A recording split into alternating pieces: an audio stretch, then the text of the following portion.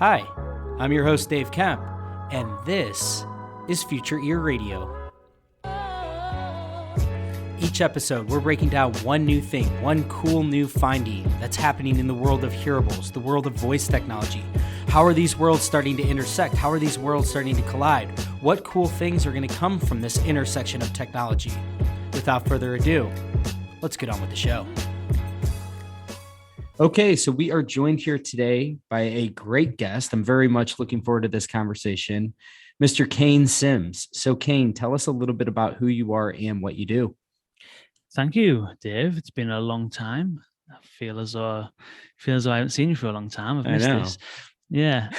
So I'm Kane Simms. I'm the founder of VUX World. And for those of you that are not aware of VUX World, we started out as a podcast in 2018, very beginning of 2018, a podcast focusing specifically at voice and conversational AI, where it's used, how it can be used, how you can use it, and how it can be implemented.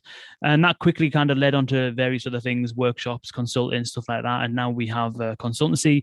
We work with enterprise clients, helping them formulate strategies from an AI perspective, set up roadmaps, put together teams, train teams in things like conversation design, help them select and identify partners and vendors and all that kind of stuff. And on occasion, we'll implement, but we'll co-implement with the client to help them upskill and become self-sufficient. Our aim is to empower organizations to be able to utilize AI technologies. On the other side, we do a lot of work with vendors as well. So as you can imagine, having a decent knowledge of the space, having a good understanding of the technology and the landscape and the market and the direction it's moving in, we work with vendors on go-to-market stuff and marketing activations, utilizing some of our channels like the podcast, like we've got a good presence on LinkedIn, newsletter, webinars, workshops, those kind of things. And so, yeah, we've been doing it for it'll be 4 years in January, which seems like it's just absolutely flown by. Yeah, I mean, first off, thanks so much for coming on. It has been a while. I miss you, man. We were kind of joking before we started recording. Likewise. It feels like yesterday we were at Project Voice 2020 before the pandemic kind of came and ruined everyone's life. Well, you know what's funny? That was like the last trade show I did before the world seemed to stop, before the music stopped. That was my first trip to America, believe it or not. Yeah. To Chattanooga, Tennessee. What a hilarious first place to visit, but an awesome place. I love East Tennessee. It's nice. Yeah, I remember we were kind of standing around late night, having some beers, like, talking to Brian Romilly. Just it was like a sign of the times, but lots changed since then. And I feel like I should preface things here.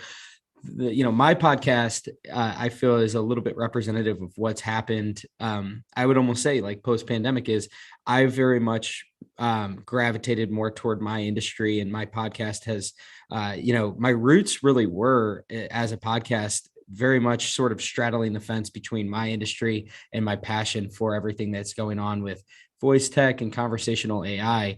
And I haven't had very many conversations this year on the podcast about what's happening in the conversational AI space, which seems to be kind of a theme. I feel like a lot of the faces that, were media figures or whoever it might be, I just see less and less chatter. Maybe that chatter's in places like Discord or in private channels. But, one of the things that I've always really appreciated about you is, from the start, like you said, I think you were probably one of the very first podcasts that catered to, people that were interested in this sort of burgeoning conversational AI space, and you're still at it. And I really appreciate that, because you really are probably like the most tapped in person to what's happening in this space.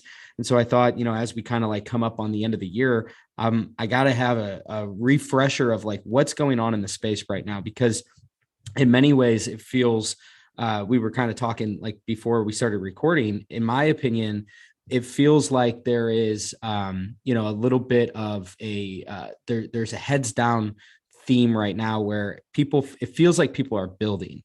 It feels like there's a lot of the, like, maybe the not so sexy hype that was very pervasive in 2017 through like 2019. And in lieu of that, I think like now we're seeing a lot of the really core infrastructure being built and iterated upon.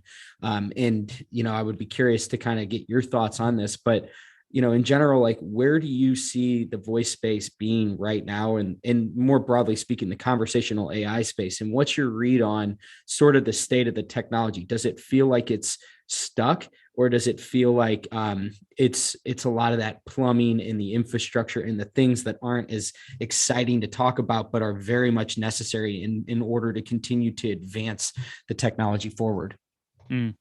Yeah, it's an interesting observation. Now, on the first point around it seems a bit quiet. I think my observation is twofold. One is that 2017, 2018, there was a lot of hype around voice. There was a lot of chat around Alexa and all that kind of stuff. And I think people thought that Alexa was going to be the gold mine that was going to kind of usher in this new wave of the App Store, and all it was going to take is to build a couple of skills. You'll have a Angry Birds style hit, and all of a sudden you'll become this highly successful entrepreneur.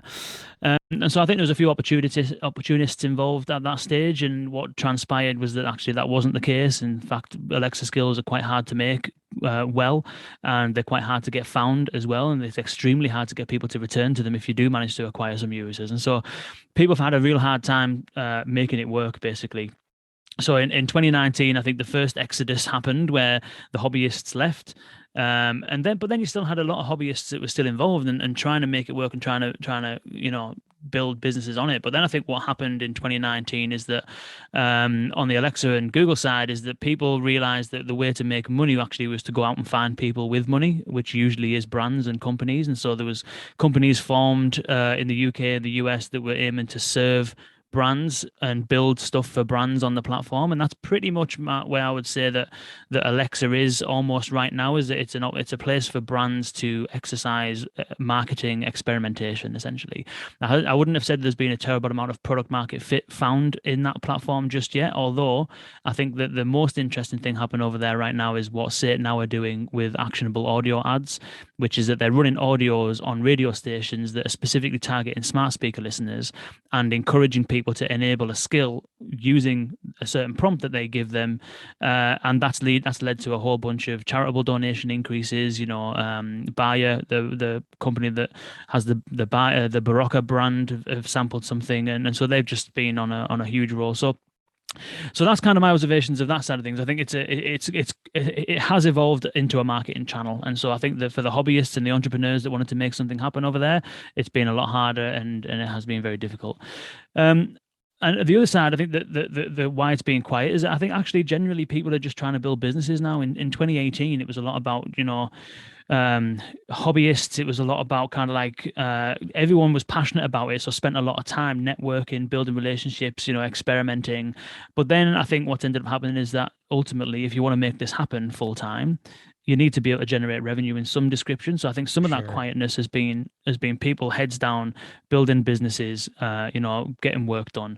And so that's kind of that. But then in terms of my observations on the actual space in general, I think that the whole conversational and voice AI space has never actually been more animated.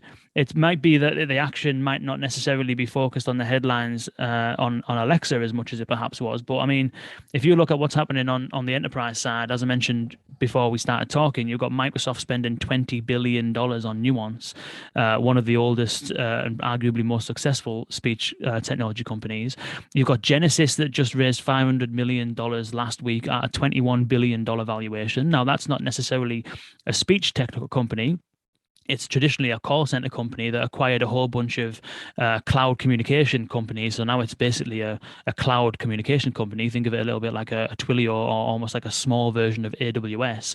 They're now worth $20 billion. They've just acquired Bold 360, which was a pretty successful. And they've got their own innate chat capabilities with integrations with Google, Dialogflow, and a whole bunch of other stuff.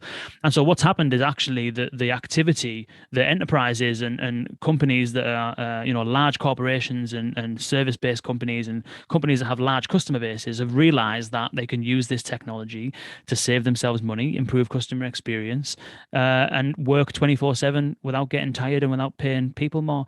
And so that's my observation of where the activity is. And that's what we've been focusing on most of the times for probably about 2 years now. So we were pretty early in trying to target that kind of that space. But I think it's people are starting to catch up now. I think that this year has been a lot of activity, loads of funding announced, hundreds of millions of dollars worth of funding. Casisto, $15 million, Algolia, $150 million, VoiceFlow, we know about VoiceFlow, $20 million, Artificial Solutions, $14 million, followed by another $5 million.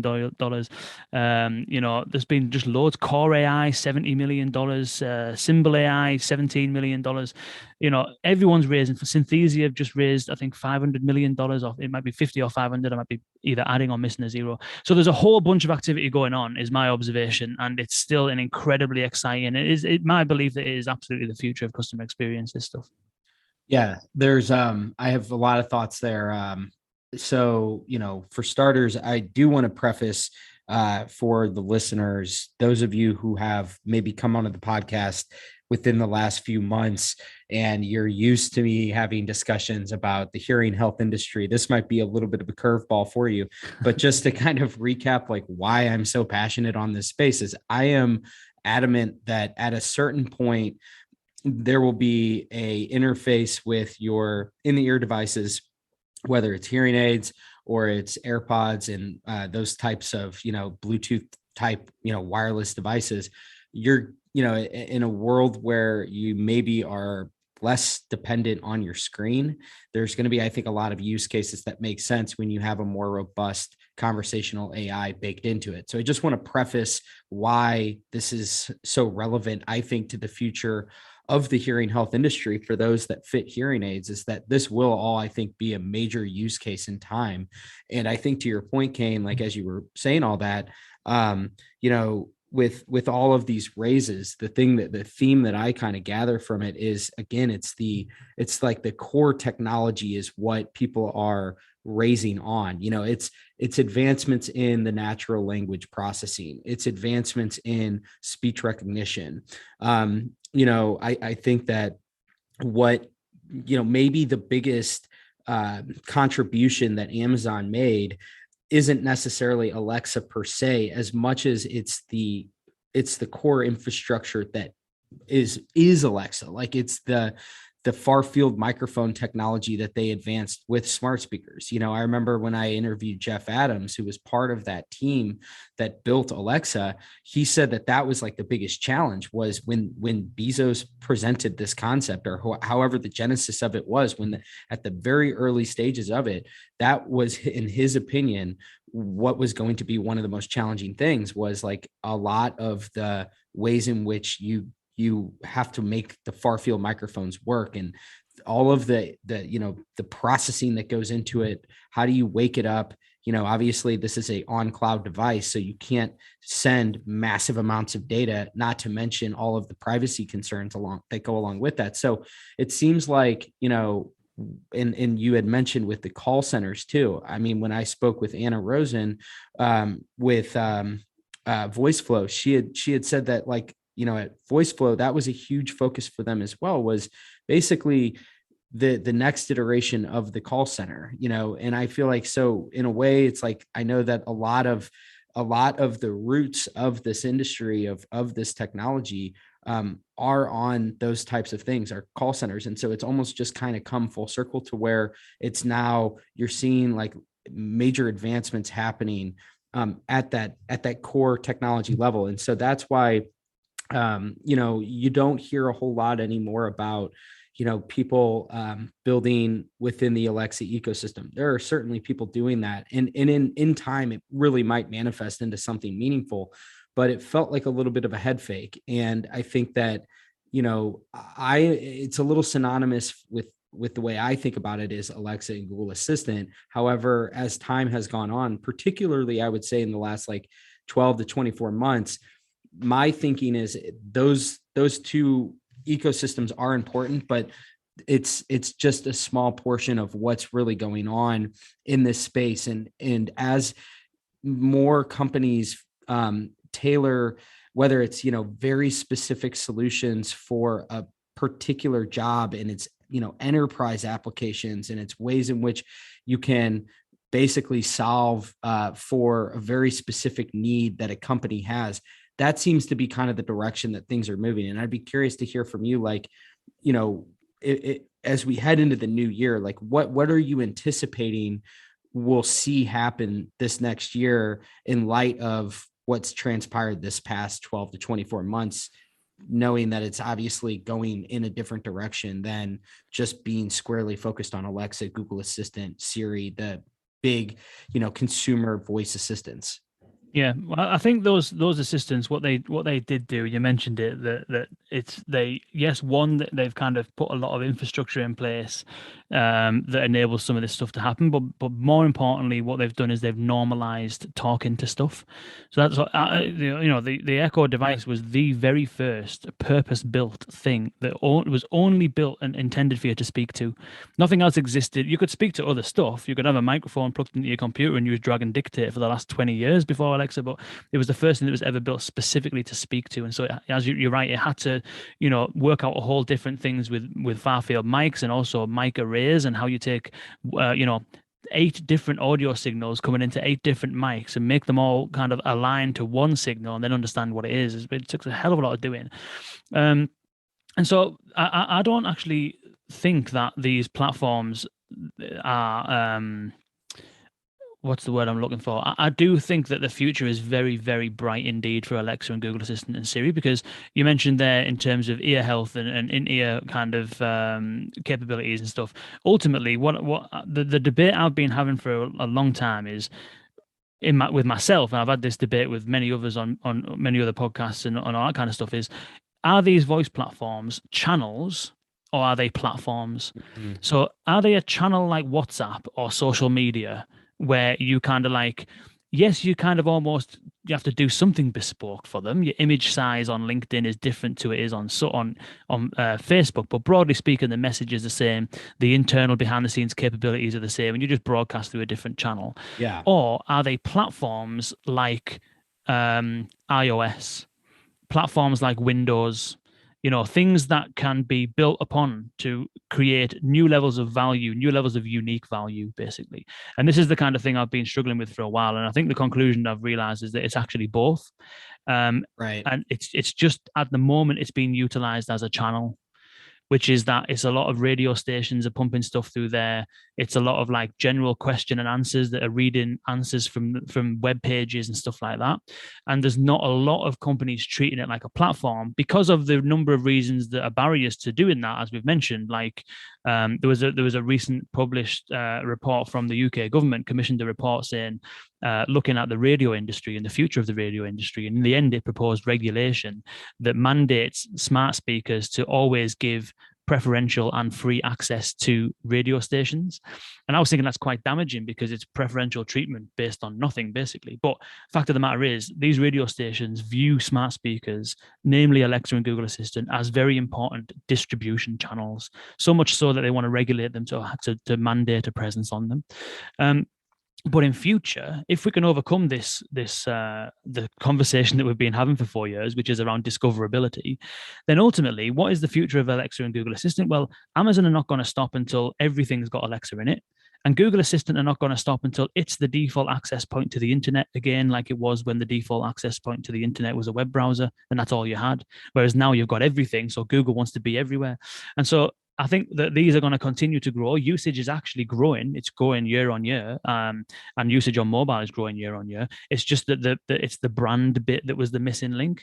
Like if you use a hearing aid which has got Alexa built into it, then it's useful for adding stuff to your shopping list and all that kind of stuff. But what about if you want to just check your bank balance, or what about if you want to just add a note to Evernote, or what if you want to just send a message to your partner or whatever it might be, or what happens if you want to turn your heating on, or there's a load of other stuff that you use your phone for that you would have a need to use when you don't have your phone either with you or in your hand.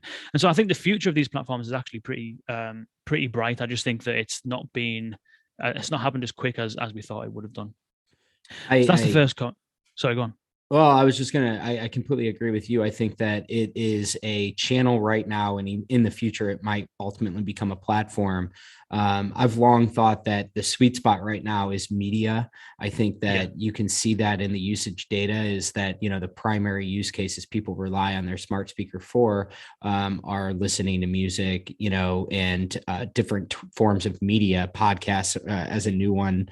And I think that it's an interesting it's interesting that like one of the main things you've mentioned it twice is radio. And I think that in many ways, the smart speaker, and this kind of flew under the radar a little bit, was, maybe one of the most significant aspects of a smart speaker is that it's really just a radio in a sense that is two-way.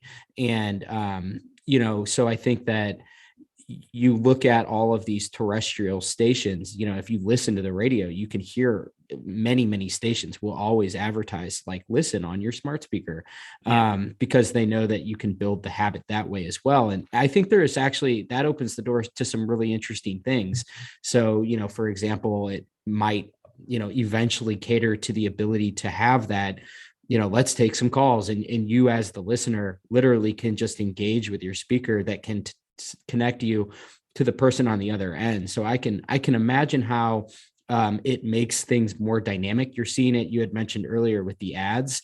I think that's the start, is that, what does this do that's different than a standard radio? Well, you can talk to it. And so you can say, as an advertiser, take this action in order for this thing. And I feel like that's a really significant thing. So it seems to me that Alexa in particular is like very much, I think Amazon is, they're looking at kind of the usage, and they're gravitating in a few different directions, media being a big one, where I think they're seeing that, with their ads business, maybe another aspect of that giant portion of the company that just continues to grow.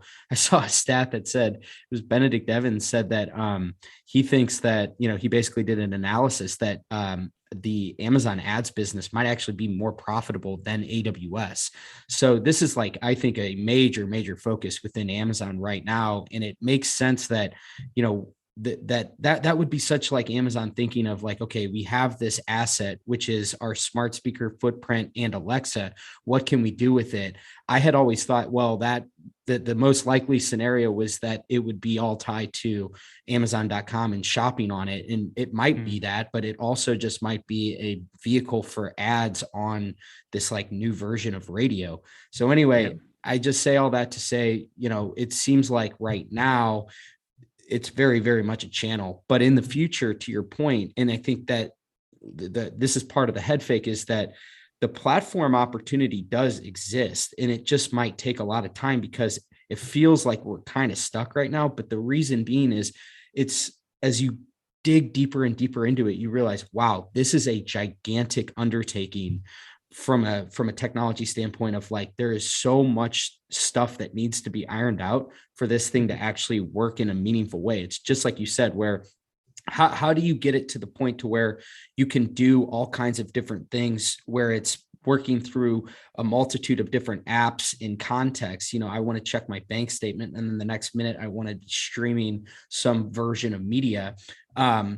And as a user, is that what you want? Like, do you want Amazon to be this end all be all master assistant that's basically dipping in and out of all of these different places in which your data resides? And so I feel like that's an existential question that people haven't fully wrapped their heads around yet, is, if this vision is what you want, then you have to understand that you're basically saying, I want to give Amazon access to like every aspect of my data. And I'm not sure that people are sold on that either. So it seems like we're in this spot right now where you can kind of see the building blocks of this vision of a platform, but in light of the fact of how challenging it is to get there, it feels like Amazon almost is sort of reverting back to it being a channel as well. Yeah. I mean, Amazon ultimately, I used to even say this in 2018, that Amazon would be happy if you did nothing but play Amazon Music, set timers, get cooking instructions, and that's it, make phone calls. Amazon would be perfectly happy. If you do that every single day, you build trust in the interface, you build trust in the device, you become close to the thing that you, or the person, as you would probably imagine it, called Alexa.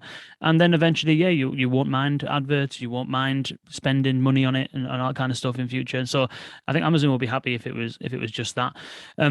You're right, though, definitely, that it is kind of like Radio 3.0 at this point in time. There's actually a slide that I used to use, and this slide I'm looking at now is from February 2018. I've just dug it out. And it's a slide. The first slide is basically a black and white picture of a bunch of kids sitting around a black and white TV. And the way that I used to think about it and explain about it is that if you imagine the TV in the 50s or 60s, it just existed of three channels. You Mm-hmm. didn't you didn't have a choice about what was on there. You just choose one of those three channels and then you get the content that someone else has decided for you. Whereas now, if you look at Netflix and HBO and all of YouTube and all of these different on-demand platforms, basically you can decide what you watch when you want and all that kind of stuff. And so there's an abundance of content, there's an abundance of choice, and there's also an abundance of devices that you can watch it on. And then you had the phone, which if you go back to the early 90s, it was like this big, huge brick with like a toothpaste battery in the back. And all it did was make phone calls. It just did one thing, it just made phone calls, and that was it. It did nothing else. But then Right. you look at phones now, and all of a sudden, it's the same kind of thing has happened. It's become productivity tools where you can do almost anything on them. And the kind of like last slide I used to show is the radio, which is the exact same. In the same way as a Great TV point. was a one medium broadcasting, you don't get to choose, it's just get what you're given. It's Mm-hmm. exactly the same as the phone was just a one-way street to talk to someone, did nothing else. In the same way as the radio is just a one-way street that just broadcasts and does nothing else. Whereas now smart speakers are like the equivalent of a smartphone to an old school phone is the same equivalent of a smart speaker to an old school radio. Yes, you can have choice of content. Yes, you can do it whenever you want, wherever you are, in whatever location, in an earphone or whatever. But also, it's almost like a productivity tool as well. It's just that those other things haven't manifested as fast as we might have thought. But I want to get to your kind of other question further back was around what was it? It was around what do I think the next year Yeah, looks what's like? 2022 going to look like in your opinion with what's happening, like the chess pieces are being set, the table's being set right now for the new year. What are you anticipating are going to be the I mean, you don't have to obviously make any like specific Mm. calls, but what are the themes that you're kind of anticipating? Well, if I pick up on some of the things that have happened this year, and what that might lead to next year, I think that might bring things a bit closer and stop it from being as far fetched. Because I think things don't often move as fast as you think. It's took Amazon 4 years to get advertising on Alexa, and so it's things don't tend to happen as fast as you think. But some of the interesting things that I think paved the way for I mentioned earlier on the acquisition of Nuance from Microsoft. Microsoft has been on a very quiet rampage, if that Yeah, even makes sense, over the last few years. Microsoft have got probably one of the best suites of AI services that you could possibly imagine. Um, 100%. yeah, they've got absolutely all sorts. They've got the Azure bot framework, which if you're a developer and a coder, you can build everything yourself from scratch. They've got Composer, which is if you're slightly skilled but not a full coder, you can use Composer. And then they've actually got Power Apps and the Power Bot framework, which is drag and drop bot builder for someone who can't code. And so and they've got a whole bunch of other processing capabilities around NLP and stuff like that. What's interesting about Microsoft is that they spent $20 billion on Nuance.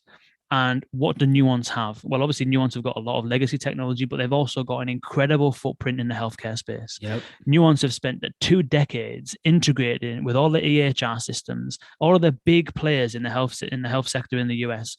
All of the ones that if you knocked on their door tomorrow and said, "Hey, can we integrate with your system?" you wouldn't even get a phone call to have that conversation because they just don't work like that. They're legacy, archaic, very large, very wealthy companies that are very difficult to integrate with. Nuance have got all of those partnerships, all of those relations, and all of those integrations already built, and Microsoft has just acquired it. And so I think that we're going to see a lot more of Microsoft's focus become focused around health and applying AI to healthcare without a shadow of a doubt. They've also just launched a contact center in Dynamics 365. So Microsoft now have a contact center. And what was interesting about that announcement was that 7 out of the 10 features that were announced were AI capabilities. And so it's Microsoft are bringing their AI capabilities into productized offerings, basically. So rather than going to Azure and having to stitch together speech recognition with Lewis NLU and a dialogue manager and stitch it all together, Microsoft are productizing a lot of their stuff. And so I think you're going to see a lot of interesting stuff come from Microsoft in the next few years. Love that. There's going to be some interesting stuff, I think, in the car. I mean, voice has been available in the car for quite a while. Nuance spun off Cerence, and Cerence, we had Joe Iacobelli from Cerence on the podcast recently. He's just, they've just announced a partnership with Harman, where they are going to voice enable all of the third-party apps in the Harman Ignite store for any OEM that runs a Harman Ignite store on their in-vehicle infotainment systems. And SoundHound are going to be going public next year as part of a kind of like merger / acquisition / funding round. I can't remember what it was called. It's some crazy it's like a SPAC. Yeah, that's it. Yeah.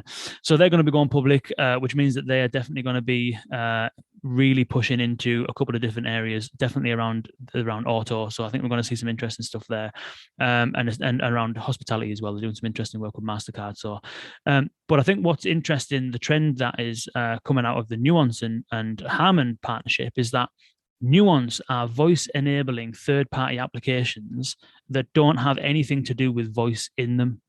Right. So if you are Heart Radio and you put your app on the Harman Ignite store, Nuance will provide a voice interface to that app without you doing anything whatsoever.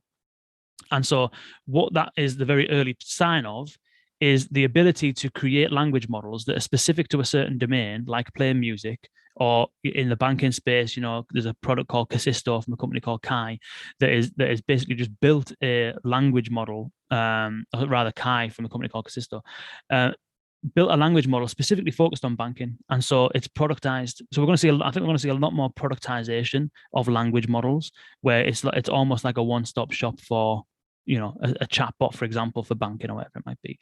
I think we're going to see a lot of interesting stuff from Amazon still. I think the advertising on Alexa, I think, will definitely continue. Amazon on the AWS side are always up to some interesting stuff. They've just announced an automatic chatbot builder, which is that if you just feed it call transcripts and chatbot transcripts, it will automatically generate you intents, and you can basically use that as the basis for your design. So I think that we're going to see a lot of democratization is what all of this kind of leads to. It's making things easier. And then Synthesia just raised, as I said, either $50 or $500 million on their AI video platform, and which is basically giving a face and a presence essentially to some of these synthetic beings, so to speak. And so I think I don't know whether 2022 is going to be a time we're going to see that be prevalent, but I think it's definitely something that's coming down the pipe is avatars and actual digital humans and stuff like that. I definitely do not want to get into this whole metaverse conversation because I think that's a bit too far down the line for what's realistic. But these digital avatars, I think AI-based digital avatars are going to become prevalent. And I think the ultimate future, I genuinely believe that the front end to most organizations is going to be an AI. I don't want to put a time frame on that, but if you think of any place you go to access any service or do anything, whether that's playing music, whether it's taking out a loan, whether it's going shopping, whatever you do, wherever you go, wherever you access at the front end of a company, there's an opportunity for an AI to be there, and I think there will be over time. But I think the broad trends over the next year, I think, is definitely more democratization. We're going to see some interesting stuff, I think, from Microsoft in the healthcare space. We're definitely going to see a bit of a rise in digital avatars potentially. And just a general increase on the enterprise side, I think, of adoption of these kind of tools. Yeah, I think those are all excellent points. And I think the point that you make about, sort of the AI will be the forward facing, the first thing that you interact with. We're already kind of seeing this. And again, I feel like this is a good example of the hype cycle, which is, chatbots were kind of ridiculed and laughed at for a long time. And then now everywhere I look in my own industry, and my industry is a lagging indicator because it's an antiquated space with medical professionals that aren't techie. But if you go on any different audiology practices website, I would say like 50% of them now have a chatbot that's there ready to assist like some of the most frequently asked questions. And I think that that's like just the first phase of this, which is you start there and then it's like, maybe there's a conversational AI element to this where you can actually start to talk to it. And it feels like, you had mentioned the metaverse. We won't go down that path, but I can almost guarantee that that's going through its own hype cycle where it's, everything now is Web3, and and don't get me wrong, I'm bullish on that space long term, but it's going to go through its own growing pains as well. And so there's a good chance that a lot of what's happening in the voice space will actually probably correlate with what's going on in that space. But again, it's like the hard stuff, which is the real infrastructure that needs to be built in order to make the technology run in the first place, needs to be ironed out. Chatbots are a great example of it, where, it's like it wasn't ready, and it took time for a lot of failing and a lot of like ironing out of the technology, but now it's getting a lot better. And you're just going to see, I think, more and more of that happen, where it's just it gets overhyped. It's like we just, as a society, have a tendency to do this. We gravitate toward the shiny new thing, and we get really excited about these grandiose visions. And honestly, like a lot of the time, those grandiose visions do pan out. You can even go all the way back to pets.com at the dawn of like the .com bubble. Well, like there's like chewy.com now, right? And so it's like those things actually do end up manifesting, but it tends to take a lot longer than people anticipate. And I feel like voice is like kind of in that phase right now, where it went through its 2016 to 2020 phase of hype, and it's like it's kind of come crashing down. But that being said, I feel like, to your point, like you mentioned earlier, you have a lot of stuff that's much more interesting at the core technology level that's happening. And Microsoft is a perfect example of it. Nobody was talking about Microsoft in 2017 to 2020, like in the same conversation, the same breath as Alexa and Google Assistant and all these, because again, Cortana was like shut down very early on. And people, I think, just sort of assumed like that's the thing that you need to look at in order for it to be table stakes. It's like, do they have a voice assistant? Well, no, not necessarily, but they have a C-suite, or they have a enterprise suite of solutions that they just keep adding to. And, to your point, it's like what ultimately might manifest from this is you have all kinds of things that Nuance is doing in the clinic, that, obviously it's all powered by Microsoft, like in the actual electronic medical records. So the EMR space, maybe there's an element of dictation there, but then also you look at a lot of their digital tools. Microsoft Teams, I guarantee, will have some sort of version of it. Maybe it's going to be like a HIPAA compliant version that will reside underneath it, that's specifically for telehealth visits. And a lot of that portion will probably be powered by Nuance as well. A lot of the different capabilities that are like laden within that. So the cool thing is that all of these things, like what's going on in the background, I feel like is going to come really into fruition here soon, in a much more meaningful way, because I think that at the core, like what makes the whole conversational AI space so compelling is, it's a better input mechanism more times than not. Like being able to just talk, and the speed in which you can input data rather than having to type something out, that makes a lot of sense for a setting where, like a medical professional, if you have the ability to dictate the notes and annotate like in real time, that's the type of thing where you present that to a doctor or a nurse or whoever, and you sit and it's polished and it's, really it works. I feel like then they're like, this actually makes my job easier. And that seems to be kind of the reoccurring theme that's happening is, I think that what we're going to see over the next few years is going to be a lot of this, where rather than appealing broadly to everyone, it's more like going to be catering to very specific types of jobs and use cases that, are much more specialized. And I think a big reason why that's now feasible is, again, you have this like variability of being able to quickly create, like you said, these like customizable, like whether it's an NLP that's running a specific lexicon or whatever it might be. It's just like these things were really, really, really difficult even a few years ago. And that's like when we talk about the core technology being iterated upon and innovated on, those are the results of it, is like you can much more quickly deploy specialty type things that really do then do a better job than the incumbent method, whatever that might be. Yeah, yeah, you've got some things that, I mean, the accuracy improves incrementally over time, but you've also got improvements in in processing. So, if you think about Google last year when it announced the Pixel 6, I think it is, and essentially it managed to squash what was 100 gigabytes worth of processing on its AI, on its NLP, its dictation and stuff, squashed it down to something like, what is it, a gig, something like that. And so now it's running on device on a Pixel 6. Same thing with the Yeah, Apple iPhone 13. The iOS 15 pretty much runs all of its dictation on device. And so the advances have come from a number of different areas. One is accuracy, of course. There's always advancements happening from an accent perspective, from a language support perspective as well, which helps.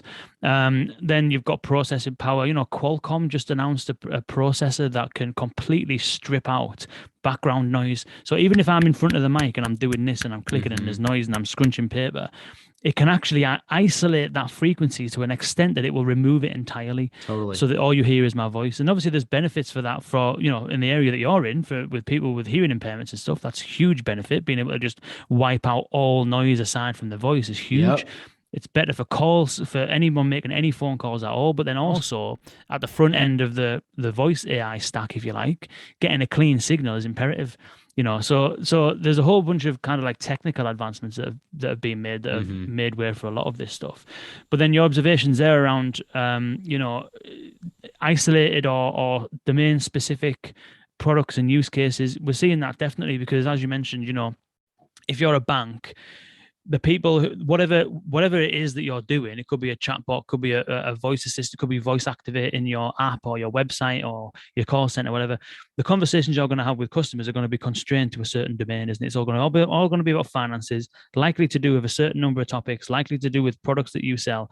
And so you can train models to understand that kind of domain better than a general kind of domain. So if you think about, for those that are not like really in depth about it, if you think about Amazon Alexa, it needs to be able to understand, broadly speaking, a whole load of stuff. It needs to be able to understand a music command, to a timer command, to a send a message command, to all this kind of various different stuff. But if you were to ask it, what are the latest mortgage rates from Halifax, it doesn't really get that. It's not programmed to be able to understand that that is a request for a financial rate from a certain company, because it doesn't have that language model. Whereas if you were to build one specifically for finance, then you tune it to that. So we're already seeing this. We're already seeing vertical based or industry based products that are building on top of domain specific language. And then there's also use case specific advancements as well, like DeepGram have recently released a new speech recognition model specifically for meetings. So it's better at identifying meeting actions and meeting notes. Symbol AI, this is what they do really, really well. So they just focus specifically on being able to identify different people speaking. Whenever someone says take an action, being able to take an action, being able to recognize topics within a conversation. So there's all kinds of different advancements happening. I think what's ultimately going to end up happening over time, there's going to be some that are very going to still be domain specific. Microsoft in healthcare, prime example. But if you notice, Nuance was focused on healthcare predominantly, but now it's part of Microsoft. Microsoft isn't only focused on healthcare. Microsoft is focused on absolutely everywhere. There's all kinds of different industries that run on Azure. And so what's happening is you've got these horizontal kind of integrations where Microsoft are providing capabilities to all different industry types. So they've got generalized capabilities that can be customized to a certain industry, but they're horizontal across industries. Amazon are trying to do the same, IBM the same, Google the same. And so all the other providers are kind of going to try and do the same. Even if you look at the very like emerging technology companies that have got some of the most advanced technology, like Zero Shot Bot or Vlooper or something like that, they're focusing on one domain with the view of expanding to other domains because they want to end up being horizontal. So I think that at the moment, there's a bit of a divergence. We're focusing on improving customer experience using AI. You've got other companies who are focusing on using AI for marketing purposes. Some are focusing on using it for sales purposes. And so you're seeing these little niches being carved out. But ultimately, I think the future is that all this stuff's going to converge, because it's going to be very difficult for one provider to say, well, my speech recognition is better than your speech recognition, because they're all going to be the same, And so once there's enough understanding of enough domains, they're all going to be the same. So I think there's going to be an eventual convergence in all of this stuff, which means that there'll either be more acquisitions as we're seeing and things consolidating, or there'll be people that just drop out, or companies that drop out because they don't end up surviving. But that's what I think is going to. I think we're well away from that, but ultimately, I think that's where it's going to end up, is everything's going to converge. So who do you sort of look at as potential dark horses, or who's like really intriguing to you that maybe doesn't get as much attention as an Amazon or a Google or a Microsoft? Which companies would you recommend people keep an eye on that are interested in the progression of this whole space, big or small? On the small side, there's a couple of really interesting companies that are cropping about recently, and we've had a lot of them on the podcast recently. You've got there's a company called Zero Shot Bot, and that's founded by a guy called Jason Mars. And Jason Mars, he was the co-founder of Clink, which is now one of the, they're focusing predominantly on the banking sector. Mm-hmm. Excuse me, but they are one of the the go-to players in the banking sector for providing voice assistance. And so what they have is an approach which is it's known as I don't want to get too technical, but it's basically their NLU uses a different type of foundation. So it's called what's called a transformer model. It's very similar to, if anyone's seen what GPT-3 does. For those that are kind of in your industry, they might not be aware of it. But basically, if you've ever seen those headlines where it says AI can write a novel, or AI can predict what someone's going to say next, or whatever it might be, that's most of the time that's a tool called GPT-3. And what ends up happening with most natural language systems, regardless of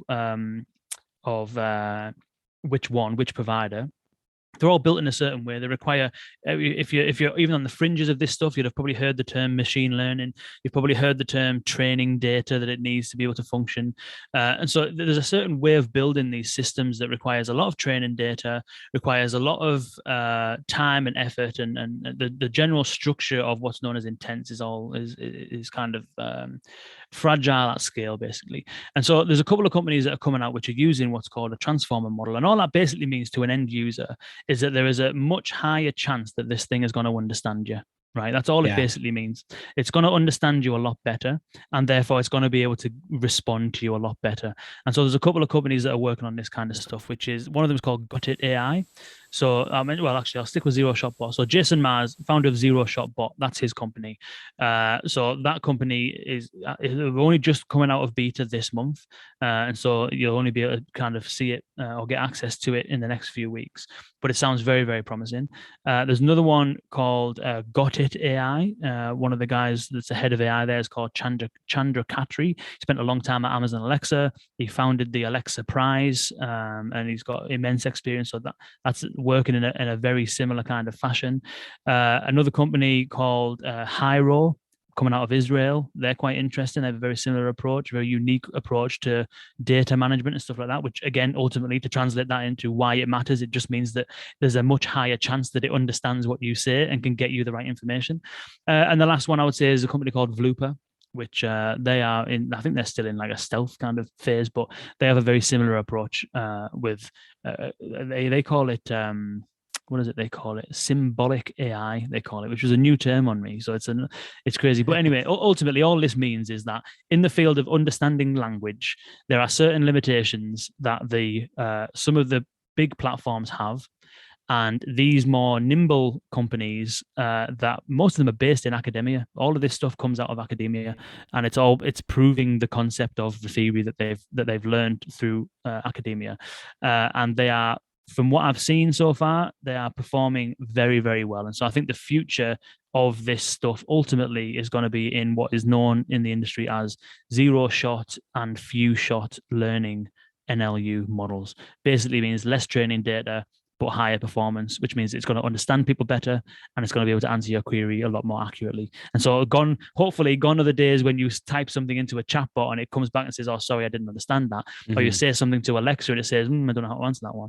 These models can change that basically over time.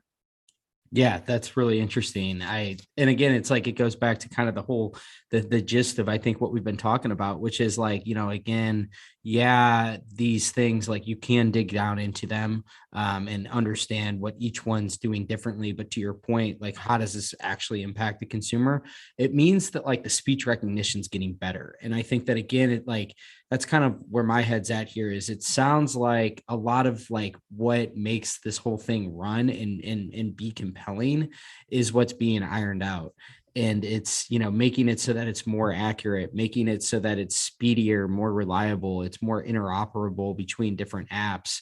It's more helpful. It's just a better experience overall. And that will translate to more usage, that will translate to people feeling like this is actually a compelling use of how I interact and interface with my technology, which again is like that's kind of the whole vision that it's been from the start. It's just that you couldn't with the straight face say for 90% of the things that you do on your phone that it would be superior in 2017 to use a smart speaker.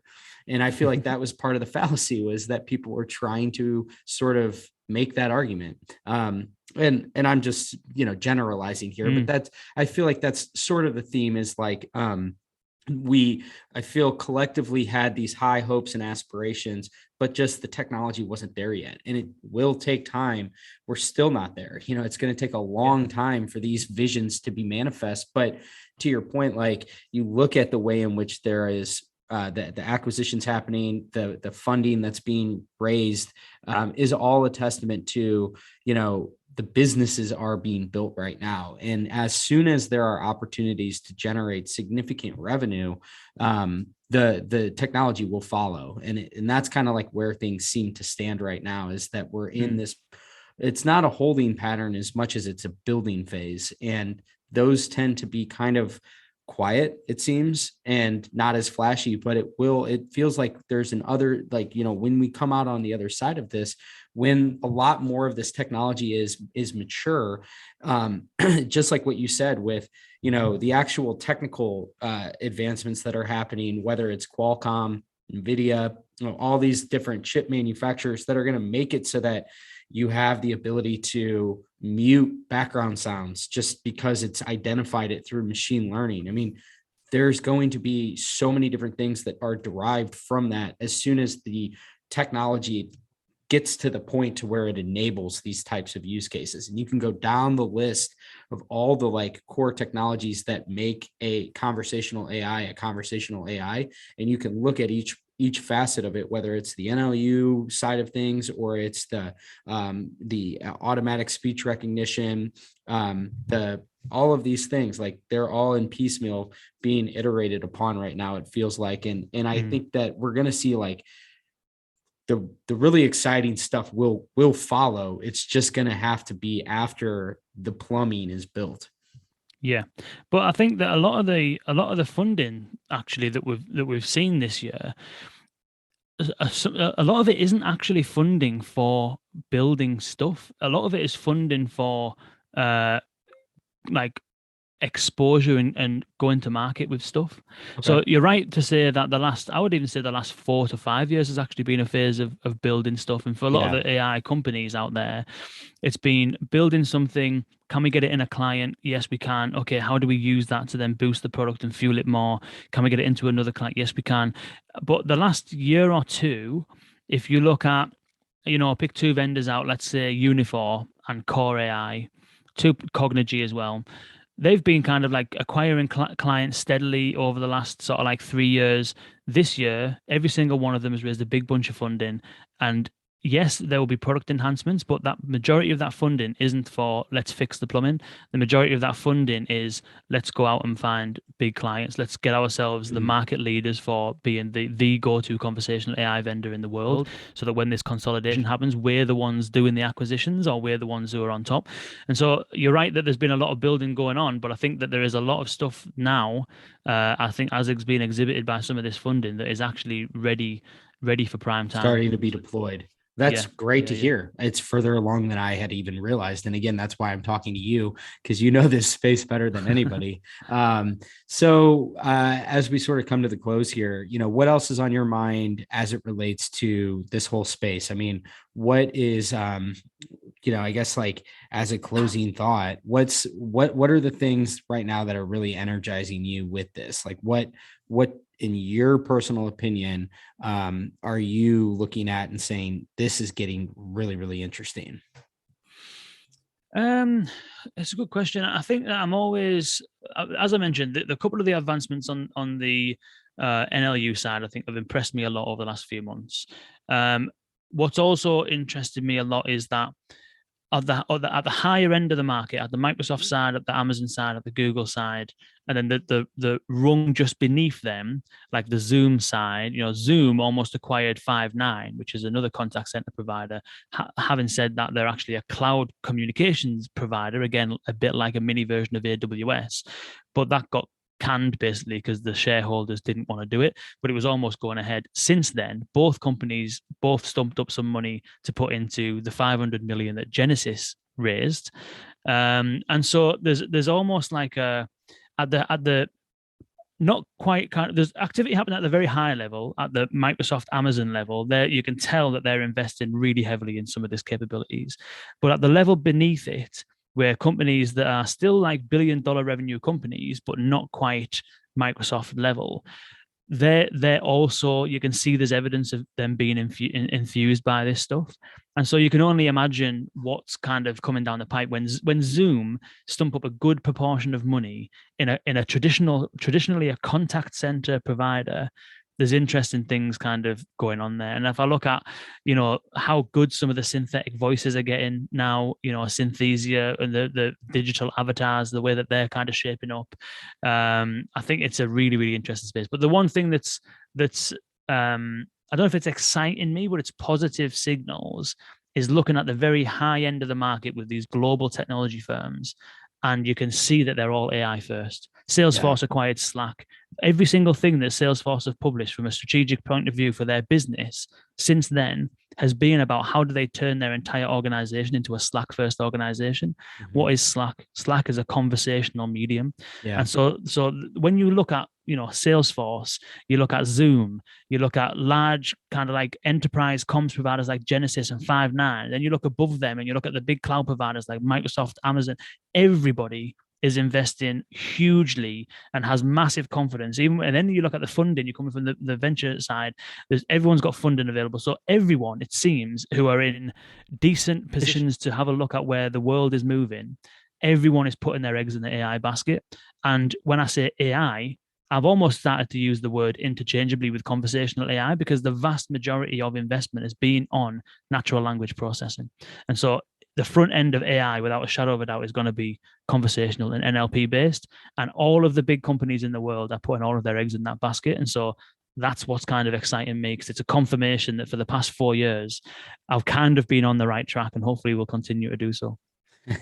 I love that. That's a really, I love the way that you broke that down, though, where you have these different rungs and you look at it from, you're right, with, Amazon, Google, and Microsoft with their big cloud presence. So they obviously have a gigantic vested interest in making this all work. You go down one level with Zoom and like everything that Salesforce is doing. And you're right, where it's like, very much so this, everything is sort of, in a sense, it's at least parallel or adjacent to what's going on in the conversational AI space. It seems like there is going to be a fusion there that makes a lot of sense in some way or another. And I do think that again, it keeps coming back to what I said at the beginning, which is, what was like the big breakthrough that Alexa represented? Well, it was the smart speaker itself and a functional new device that relied upon a far field microphone array.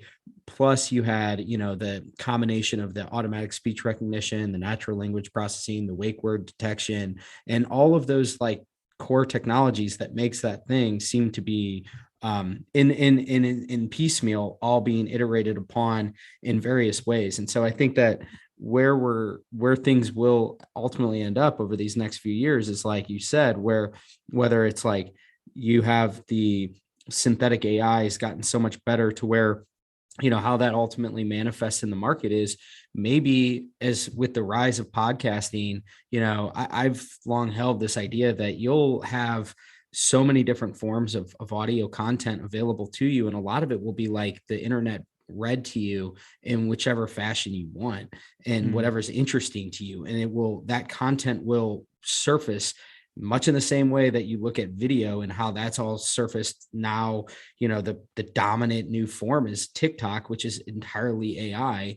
I can imagine that, like, with the same thing of play me something interesting today, and I don't have to go and actively tell my assistant what I want to listen to. It's going to know, and it's going to be, so there's just so many facets of this, whether it's the anticipatory fashion of how it's going to deliver that content to you and the way in which that content's going to be delivered, which, it very well could just be a synthetic voice that sounds whatever way I want it to sound. There's just like so many little facets of this that are just getting better and better. And so for me, the way I've sort of taken everything that you've said today is that there's just a lot more momentum than it probably seems on the surface. And as a testament to that, just look at the fundraising that's happening and just get a sense of what types of fundraising is going on. Like, what is that money being raised for? So in other words, this has been great, man. I just really, really enjoy your thinking on this whole space. Where can the people that are listening here learn more about you? We would be remiss not to mention your amazing dog walking videos. So I want to give you a chance to plug that too. Your newsletter is amazing. It's been a staple of my content diet. So just want to give you a chance to plug all the different things that you're doing. Yeah, nice one. Yeah, appreciate that. Yeah, the best thing to do if anyone wants to learn more is go to vux.world, vux.world, and the podcast's on there. Our kind of industry analysis that we publish is on there in an article form and stuff like that. I definitely encourage you to join me on LinkedIn, Kane Simms, KaneSimms. As you said, Dave, I've got a LinkedIn newsletter, which is I've only been going for a few weeks, but it's been getting some tremendous feedback.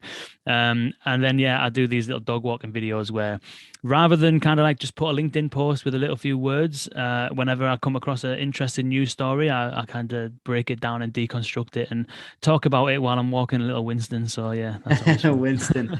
Yeah, Kane's being kind of he's being kind of humble here, but really truthfully, I think that you do some of the best work when it comes to taking information and distilling it down. And I've taken a bit of a step back from this space just because I'm so now focused on my industry and all the momentum that's happening there. But you do an amazing job of helping to keep me informed of what's going on in a very entertaining and informative way.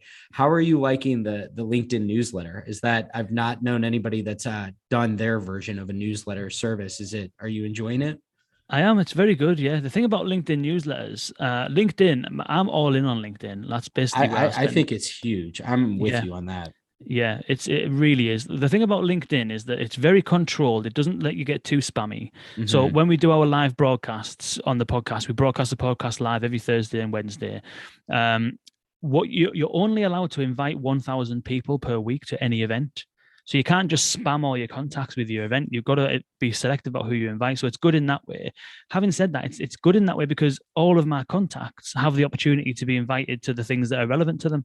And so it's like, rather than build up a big newsletter list, it's just as easy to have contacts on LinkedIn for me. And so the LinkedIn newsletter has been fantastic because as soon as you create it, it sends an invite to all of your connections and says, Kane's got a newsletter. Do you want to subscribe? And literally in the space of, I think, about 18 hours, 2,500 people subscribed to the LinkedIn newsletter, and there was only one episode available, one article available, and it's just been going from there. And every time you publish one, it sends it to people's inbox, it sends it to people's email automatically through LinkedIn. So it's a trusted sort of channel. So it's definitely, if you have the opportunity to do it, I might follow your lead. It's really interesting, and I'm with you on that.